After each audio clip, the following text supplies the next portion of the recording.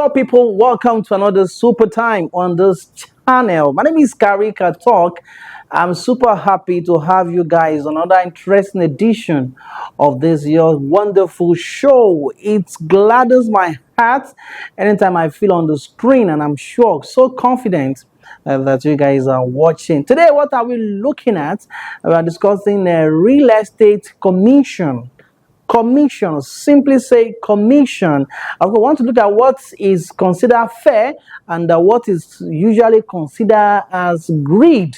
If you ask clients, some clients will consider some certain charges as greed, and of course, if you ask agents, you will rightly be told that this is actually fair. Let's talk about one of the most controversial topic, I must say, in real estate topic, and of course, that is still we're talking about commission. Some clients say real estate agents are greedy.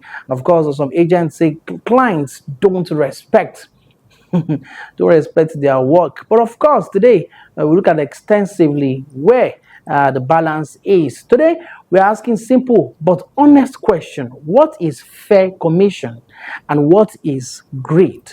I think we should ask ourselves first: what is fair commission and what is greed? First, let's clear something important. Commission is not just money for showing property. Sometimes people feel like because you just show me a property and I want to collect it, it actually is right. Sorry.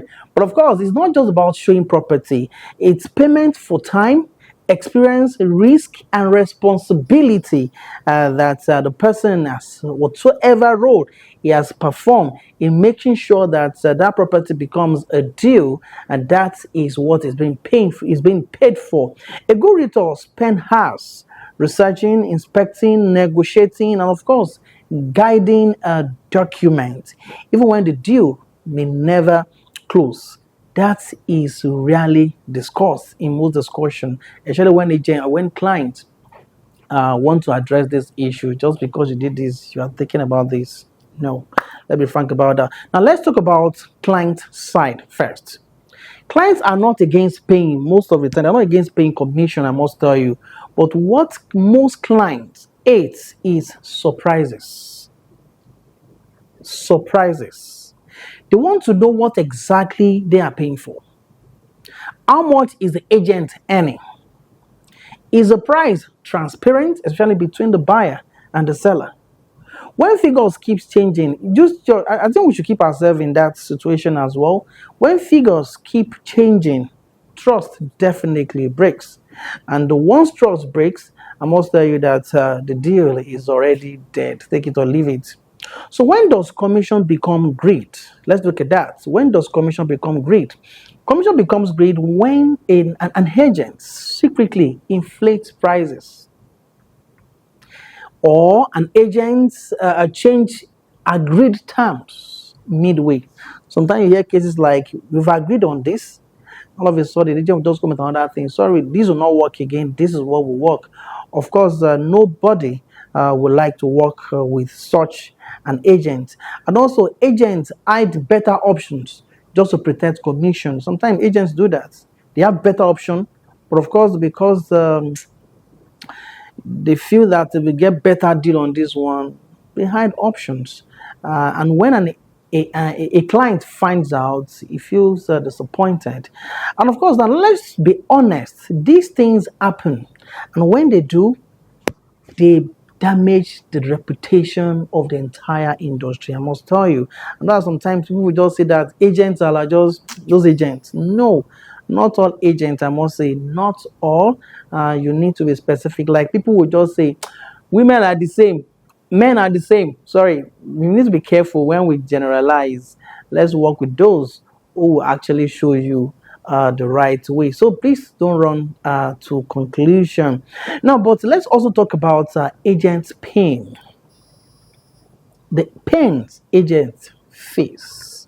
Now, first and foremost, inspect multiple. Okay, let's imagine an agent inspects multiple properties for free. Spend transport money, repeated negotiation endlessly, only for the client to disappear and buy somewhere else.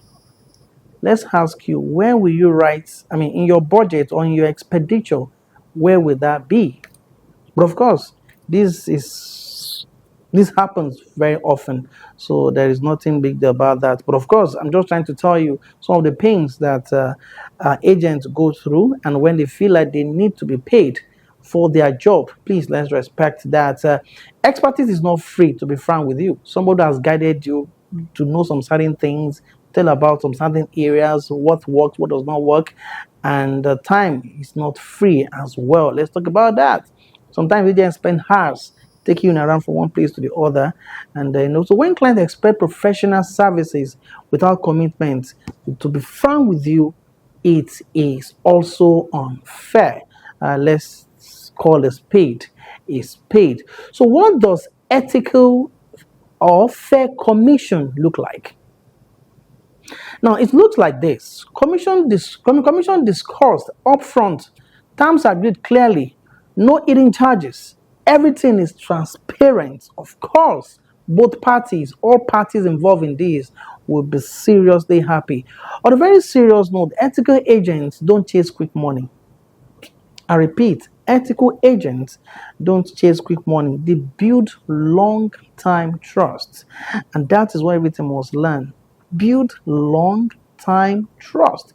So that, even after that deal, the person think or the person consider you for another deal. That shows that you've done a good job. Here is the truth. Commission is not the problem. Dishonesty is usually the issue.